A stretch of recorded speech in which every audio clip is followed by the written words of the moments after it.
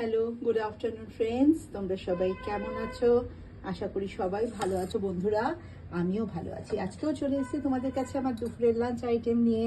আজকের লাঞ্চে আমি কি কি বানিয়েছি যথারীতি বন্ধুরা। আজকেও আমি বেশি রান্না করিনি, কারণ গরমের জন্য রান্নাঘরে বেশিক্ষণ থাকা সম্ভব না। ব্রেকফাস্ট করে নিয়েছি দই আর চিড়ে দিয়ে।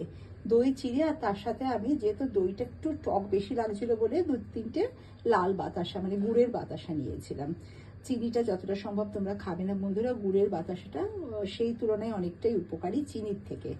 তো আমি সেটা দিয়ে ব্রেকফাস্ট করে নিয়েছি, আর কিছুই খাইনি, ওইটাই আমি খেয়েছি সকালে। তারপরে যেটা রান্না করে নিয়েছি দুপুরে খাবার জন্য, এই দেখো বন্ধুরা, এখানে আছে ভাতটা না একটু আগে বানিয়েছি, একটু গরম আছে ভাতটা।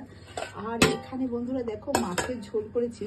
এখানে তেলাপিয়া মাছ, এই দেখো ঢেঁড়স দিয়ে ঝোল করেছি।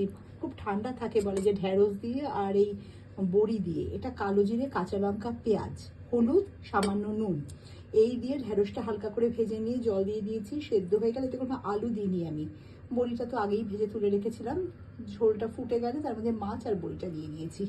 এই যে ঢেঁড়স দিয়ে একদম পাতলা, দেখতে পাচ্ছ তোমরা, একদম পাতলা মাছের ঝোল এইটা রয়েছে। আর যেটা করেছি সেটা হচ্ছে, এই যে আছে আম দিয়ে, কাঁচা আম, কিশমিশ বাদাম দিয়ে এই যে আমের চাটনি।